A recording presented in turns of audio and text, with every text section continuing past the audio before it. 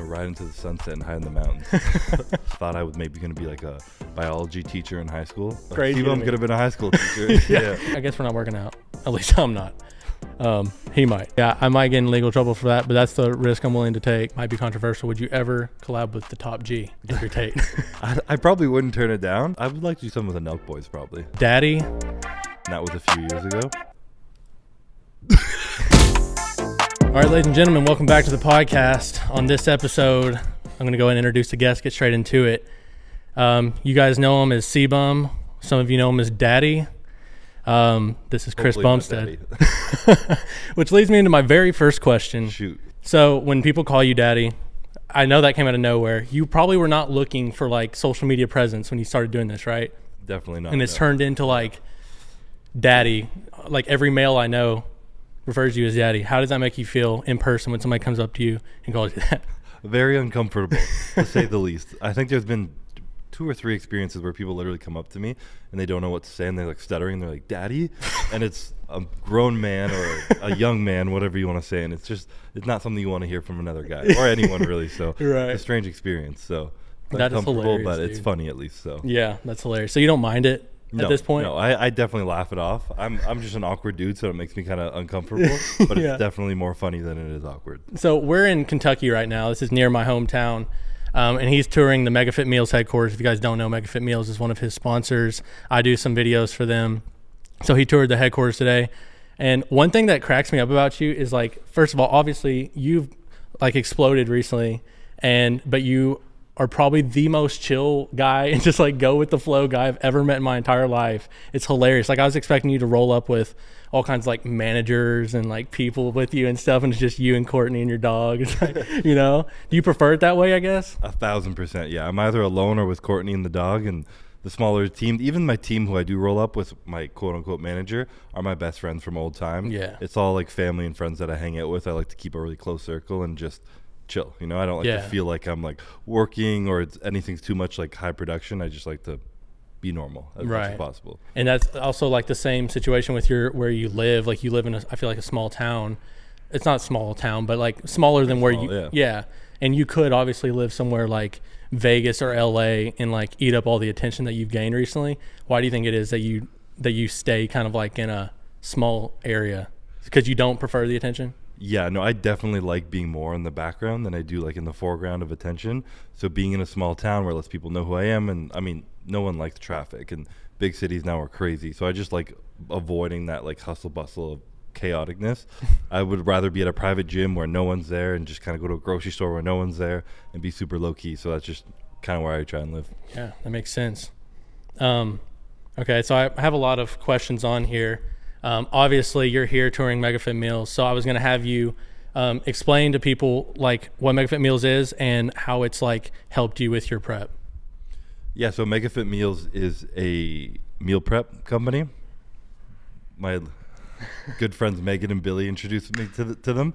They got me hooked on it a while ago. I've tried a few of them, to be honest, over the years, and I've had like small sponsorships with people, and I never actually liked eating the food. So I like told the people, I'm like, I'm sorry, like I can't do this anymore. I'm like not eating the food. I end up cooking my own food all the time, and it just never worked out. And then finally MegaFit came along, and they were sending me food, and it's actually like we just went through the headquarters, and I sound like a walking ad right now, but it actually is really high quality stuff. Like they grill their chicken, they brine it in salt and water so it's actually not dry. Everything's cooked in good ingredients and like fresh vegetables, all that good stuff, which I'm really big on my health. So like for me to actually eat something that's not prepared by myself is usually difficult, and it's just made life so much easier. Like right now, as a bodybuilder professionally, as my priority, but I also work like 8 hours a day in an office, and then I'm in the gym 2-3 hours. It's actually like hard for me to prepare my shit all the time. So if I can just wake up, grab meals, and just put it in my bag and leave, I never miss a meal anymore. Yeah. Whereas before I'd be like, I don't have a meal. I'd have to like run to a grocery store, try and throw stuff together, or get like Chipotle and just feel like ass afterwards. So it's a lot better this way, and it's been super convenient. So grateful for it. I've asked you this before, and we put it on the MegFit channel. The pump cover video, is that what like took you off the video of you taking off your pump cover, the hoodie? Is that what like did it, or was it more so just winning the Olympia? Because I feel like obviously there's a lot of people that win Olympias, but they haven't taken off like you have on like social media. I don't. Was that the point? I honestly don't. I didn't even realize how popular that video was myself because I'm not really on TikTok, and that was something that just circulated through TikTok mainly. But I don't really think that really made or broke me.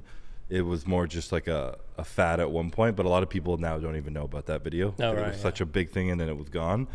But no, I think it's mainly just the consistency I've had, the Olympias I've won. Now having 4 under my belt, I've kind of been around for a minute now, so people are just kind of catch on over time, and I haven't like faded out. I didn't become an asshole or anything. I hope at least.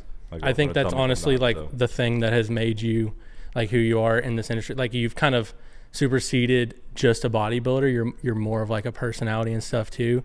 And I don't feel like most bodybuilders were able to do that before, you know, because they were more just into just the working out and that's it. But like whenever I think about you, I think of you as more of like bodybuilding is almost like second to like a funny guy almost. You know what I'm saying? I'm sure you hear that a lot. Yeah, and it's funny too because what held me back from doing like social media and YouTube at first was the fact that I can't like be super extrovert and outgoing and have a big personality and all these things that a lot of people on social media are. So I was like, I just don't want to do it. And then finally I was kind of forced into it. My videographer started filming me all the time. We put up videos and it's just me being myself, super boring. I think my videos are the most boring things ever, but people love it. And now it's a personality, I guess you could say, but I used to think it was a lack of that. So it's cool how it all worked out. Yeah, for sure. When people ask you what the secret is to get big, what's your go-to response? There isn't one. So what is the key to like getting bigger? Not thinking that there's one secret. Just hard work and eating, I guess. There's too many things that go into it. Exactly. Megafit meals and a lot of hard work. Walk an ad. How difficult is it to get to the top of like the level you've gotten to, like the top of bodybuilding? I mean, very difficult. It's kind of hard to put into words, and I can definitely say the thing that I never knew that would be so difficult would be staying there. Like the mental side that comes into it on top of the physical of everything, keeping your mind right and the consistency of like being the best and beating yourself every year because there's no one else you're beating, and knowing people are coming after you and keeping the drive in you after you keep winning. Yeah, it's definitely a battle every single year, and I have like ups and downs of motivation if I want to do it. Like, should I still be doing this? Do I still care? And then like, do I have what it takes to beat myself last year and be better now? So it's definitely a battle, but I say it's a lot harder staying and maintaining at the top rather than getting there personally. So what's like your motivation?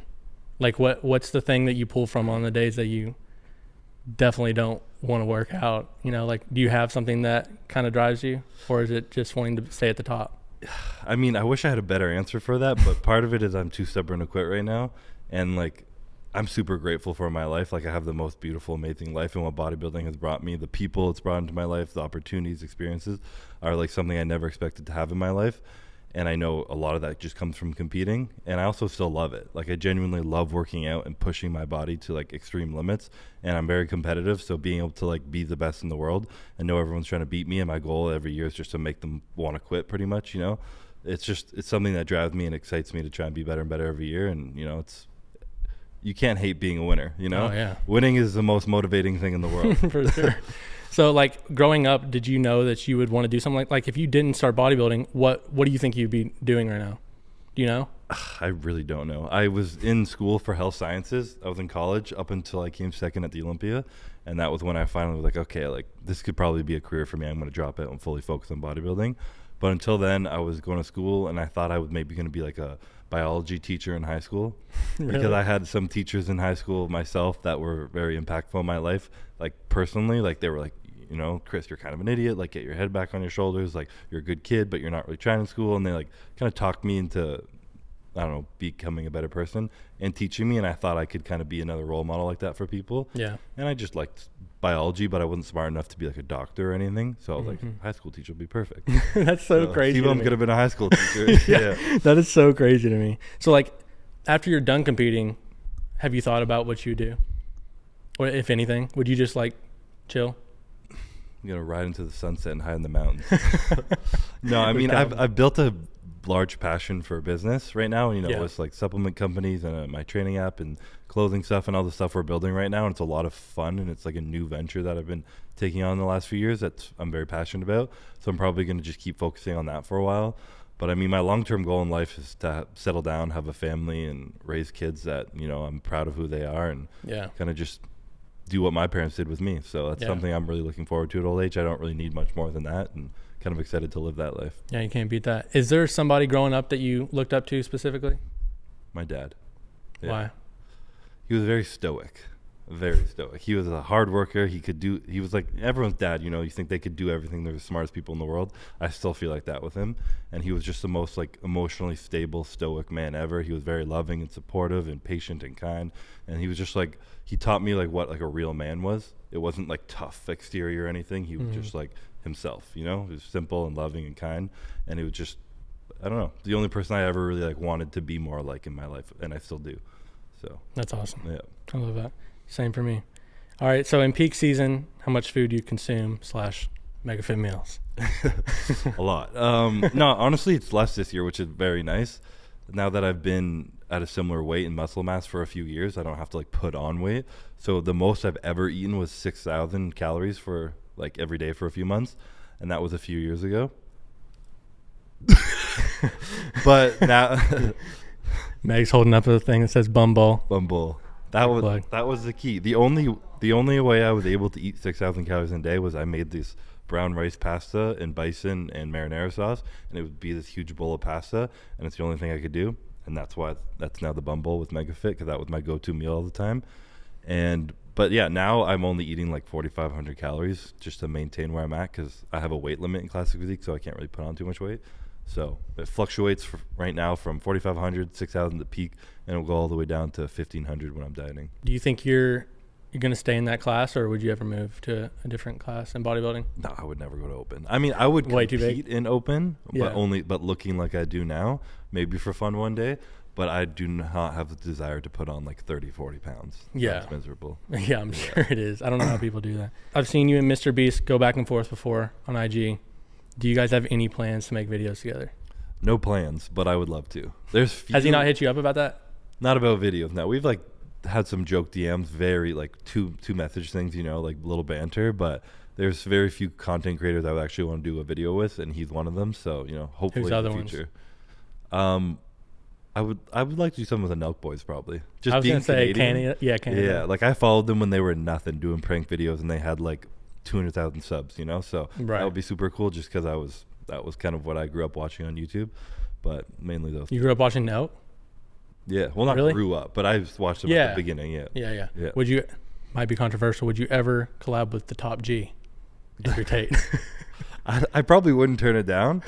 Really? But I wouldn't like lean into it. I would just like let the controversy like spill, you know. But I don't know. That would be a tough one. For sure. Yeah, that would be tough. You'd piss off a lot of people just even looking at the guy. Yeah, that's a great point. So I saw you're releasing one of your own branded like jackets that you wore at the Olympia, the one that looks like kind of like a Carhartt like work jacket. Yeah. And it cracks me up that outfit blew up.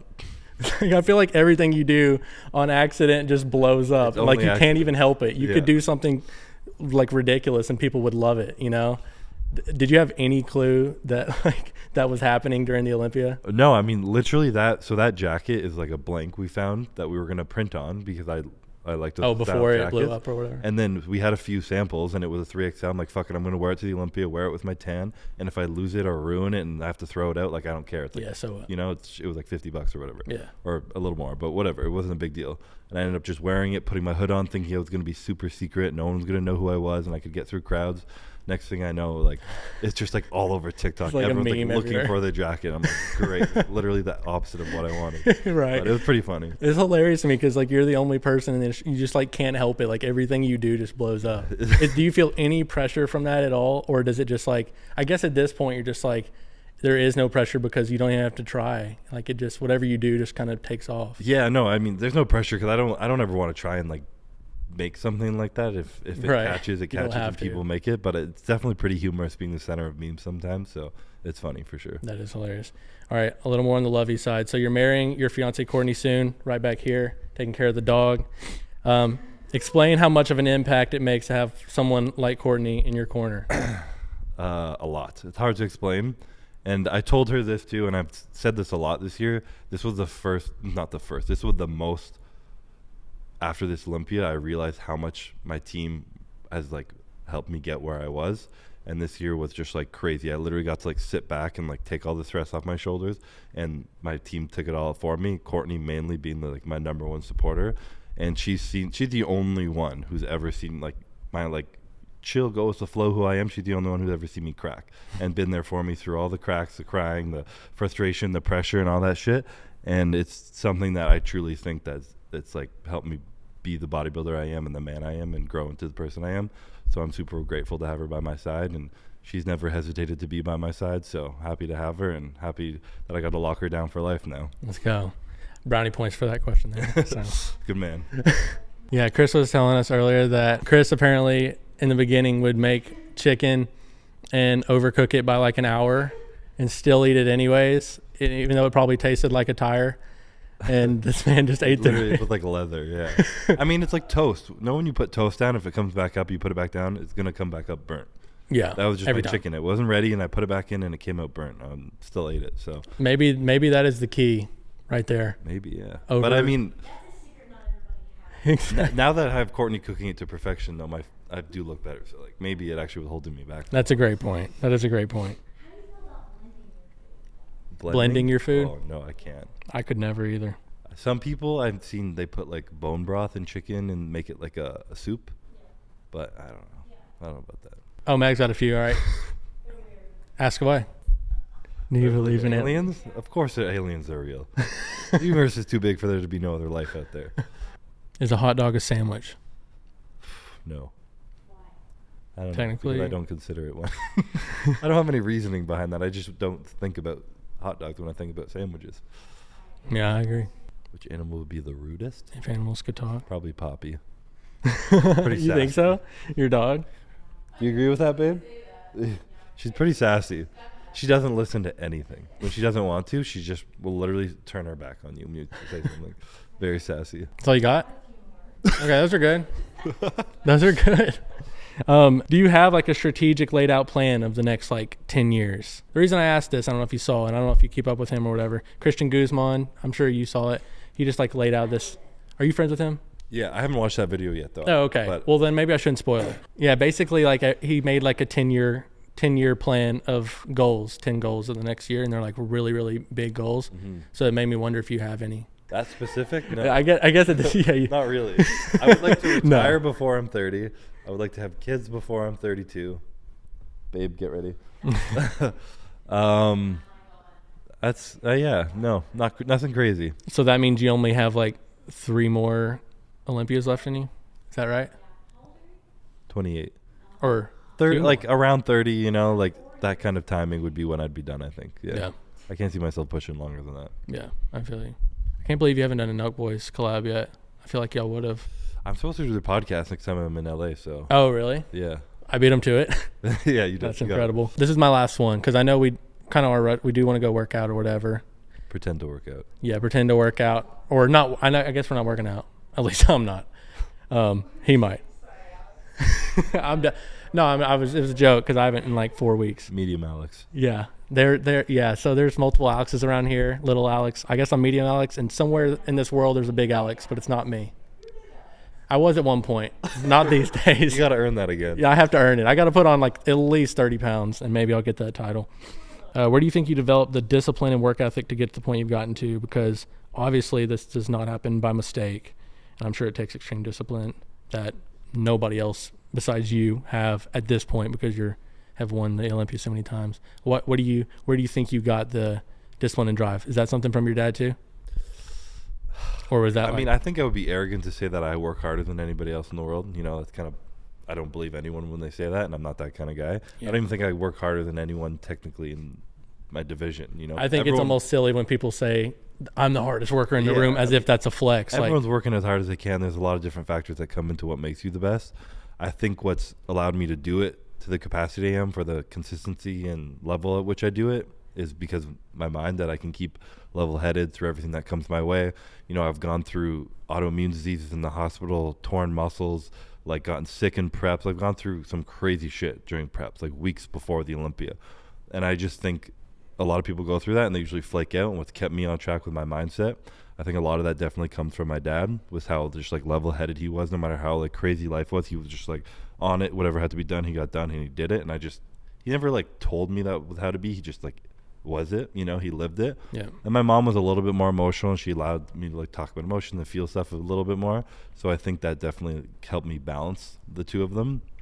But I think that's more so what's gotten to me where I am, rather than like discipline and working harder than anybody. Right. Because I do think discipline and working hard comes over time. You know, like you got to try something, you're good at it, you do harder, then you either make or break it, you know? And that's kind of what happened to me with bodybuilding. I kind of worked hard, but I didn't know what working hard really meant until I learned what working hard meant. And then I pushed myself a little more and a little bit more. And I just enjoyed pushing to new limits every time. And being able to keep my mind on track through it all was what kept me going. Heck yeah. All right. I'm content with that. Ladies and gentlemen, there's your podcast. Chris Bumstead here. I guess we're going to go or walk around the gym for a couple of minutes.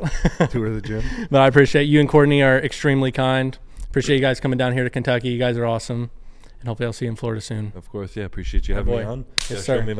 Show me around Nashville next time I'm around. I was actually going to say that. We should 100% do a Nashville trip at some point. And obviously you always have a place to stay, even though you probably don't need it. I'm sure you have plenty of connects. But, like, that would be sick to have everybody down in Nashville. You could check out their cars and stuff in Nash.